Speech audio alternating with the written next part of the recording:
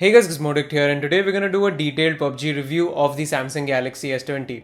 And as you can guess it from the title, I am not that impressed with this phone. So we're taking a look at the Indian variant of the Galaxy S20, which basically comes with the Exynos 990 processor. So the S20, S20 Ultra, S20 Plus in India come with the Exynos 990, whereas in the international markets, in the USA and all of that, you get the Snapdragon variant. So those phones get the Snapdragon 865. So the question is, can the Exynos 990 handle PUBG well? Because we know that Snapdragon 855 and now even the 865 are very good when it comes to PUBG. So that's what I've done. I've tested PUBG since the last 4-5 days on the Galaxy S20 and I finally have the results of the same. And as you can see, I have used a very complex setup to record PUBG gameplay. So some of the gameplay that you will see was recorded on the phone itself. This phone has a really nice screen recording feature wherein you can actually record the game sound as well as the mic. But I just recorded the game sounds, and in some other clips the game recording is off so that you guys can get a proper idea of the performance of the phone. So what I've done is, this phone supports HDMI out, so I plugged in an HDMI adapter, then the HDMI cable was connected to my monitor and I recorded my monitor through my camera. So very complex setup here. But basically there are gameplays with screen recording off and screen recording on so that you guys can get a proper idea about how this phone performs. And like I said, you've got the HDMI support, so you can connect it to a capture card and potentially, record as well as stream your gameplay.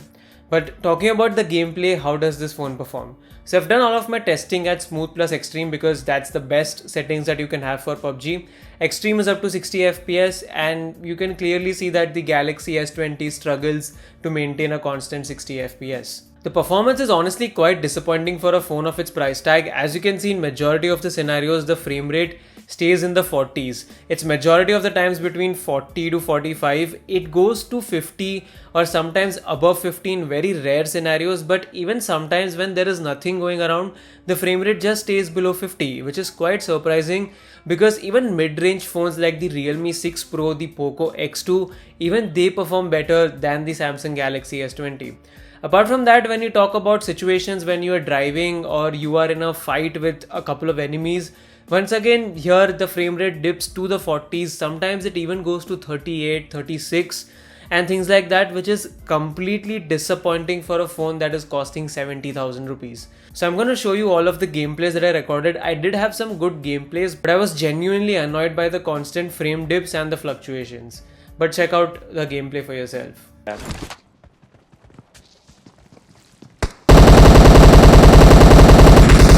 रुक मैं health kit लगा रहा हूँ। आगे आगे आगे आगे left से आ रहा है।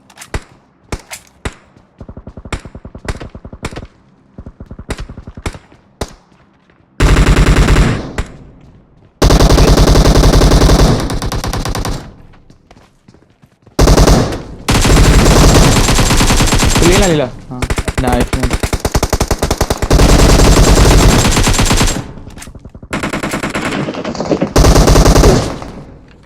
रिवाइव कर दे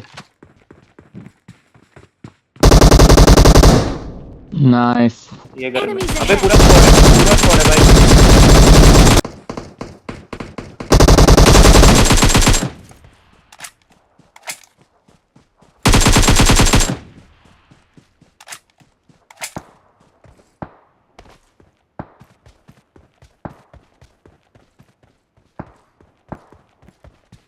गाड़ी में सो टपक गया, गाड़ी के अंदर नहीं टपके मैं टपकते लोग। ये है उधर उड़ा दे सेल फोन बॉय। ए रास्ते पे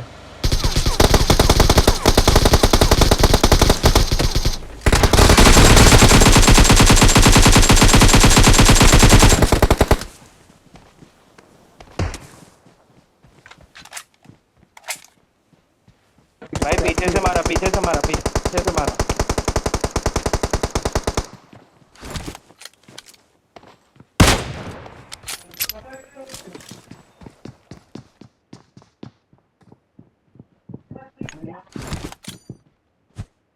आना पड़ेगा अंदर।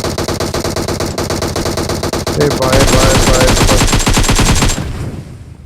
रुक लेता हूँ वेयर हाउस में। मैं सेफ हूँ, मैं सेफ हूँ। मैथ्यूस मेरे पीछे आना, अंदर आ गए के। अरे नॉक हो गए हम दोनों। हाँ मेरे मिडिल अंदर आ। नेट डाल देना एक।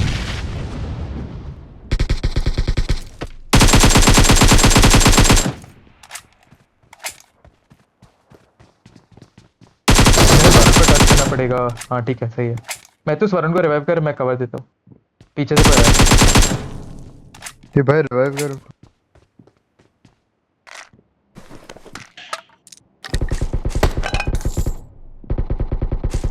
भाई ऊपर दो जन थे, क्या कर।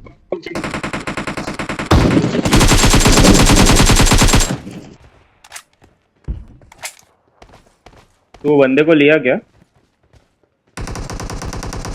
वही। वो जस्ट कोई मारा मेरे को, बहुत मारने का ट्राई कर रहा है।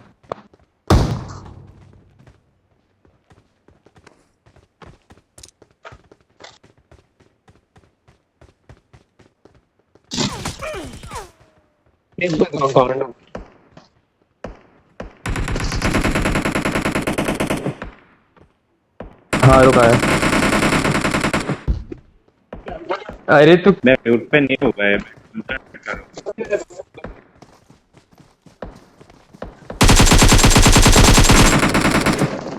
ये high high RP, high RP, high RP. हाँ पढ़िए उसको।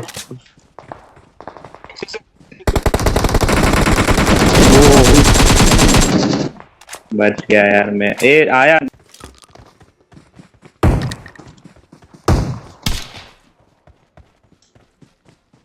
बंदा है ये। क्या सैड डेथ है इसका। ये आया है, सामने से बंदा आया, दिख गया।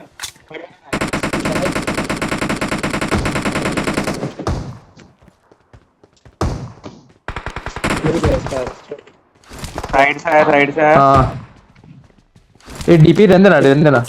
एक ही गन है, एक ही गन है। तो 3 का स्क्वाड है। निमित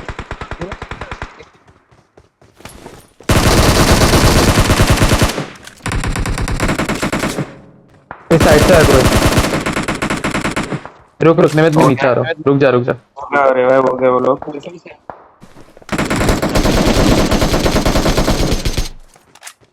ये तो गए। अरे इसको मैं बहुत मारा था बेचारे को। अरे यार ये एकेएम के पीछे है, मैं ले नहीं पा रहा उसको। मत ले। प्ले एरिया में बहुत मेरे मजा है। मेरे को उधर डरा। निमित नॉक किया क्या?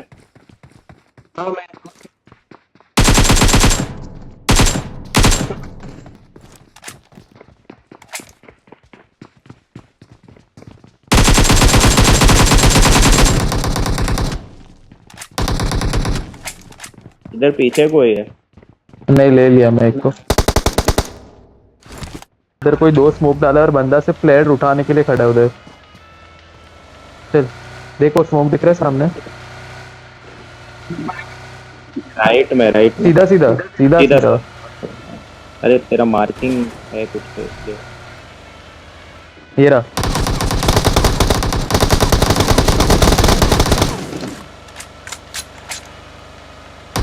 ये रहा।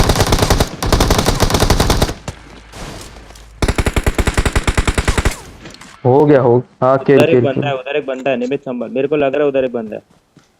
स्मोक डाला उधर। हाँ हाँ, उधर कोई तो मेरे को। और 4 लोग हैं ना। हाँ मैं ए बंदा अपने गाड़ी पे बंदा है। गिली है उसके पास।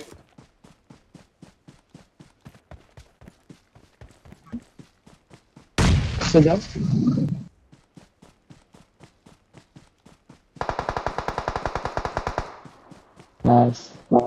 पत्थर पे 165।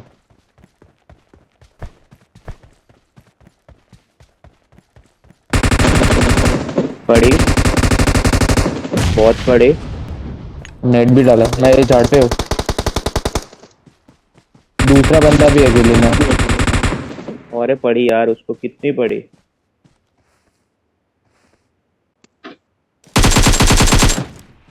गए। अच्छा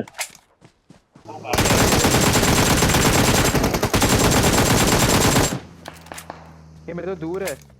आया है वापस।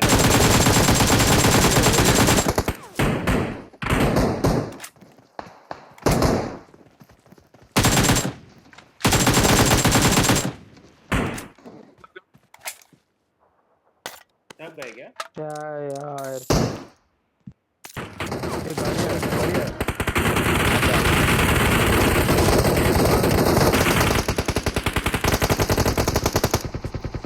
भाई ये लोग मर ही नहीं रहे। रुक फिर रुक निमित। क्या मैं नॉक किया एक को बस।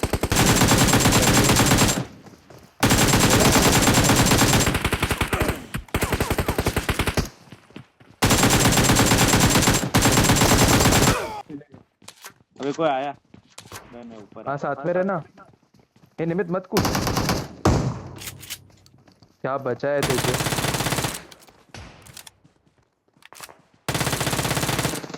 गन है क्या उसके पास? So as we saw, the Galaxy S20 definitely is not fit for PUBG if you're planning to play on a competitive level, or if you're trying to, seriously consider playing PUBG, you want to start a streaming channel or something, then please stay away from the Galaxy S20, S20 Plus or the S20 Ultra, the Indian variants of this phone. The Snapdragon variant is a completely different story. As you guys know, I have the S20 Ultra, which is the 5G Snapdragon variant, and it performs insanely good. It gives you constant 60 FPS, and like in 1 or 2 hours of gameplay, there is only 1 or 2 instances where the frame rate drops below 55.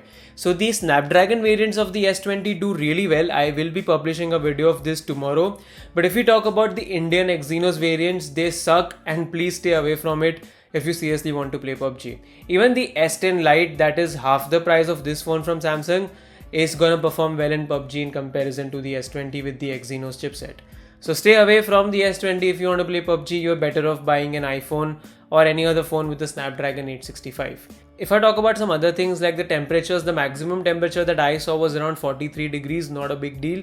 And the battery drain was around 20 to 23% in 1 hour. So those things weren't a problem, but I was clearly very disappointed with the FPS performance of the Galaxy S20.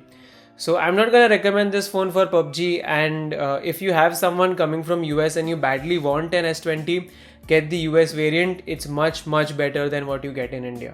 So yeah, basically that's my PUBG review of the Galaxy S20. If you guys found this video helpful, then please like it, share it with your friends, and do let me know your opinions about the Galaxy S20's PUBG performance in the comments. I was honestly very annoyed by this, because even after paying 70,000, if you cannot play a game well, it's kind of useless. I sometimes feel that Samsung is ripping off the Indian customers with the Exynos chipsets, but then that's for another video. That rant is for a whole another video.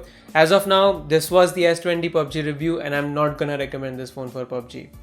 If you're new to the channel, then please hit the red subscribe button and press the bell icon. I will be uploading a lot more videos. I will be uploading a PUBG review of the S20 Ultra very soon, and I'll also be comparing the Snapdragon variant versus the Exynos variant. So stay tuned for all of those videos. That's it for now. Thanks for watching, and I'm gonna be back in our notifications very soon. Peace.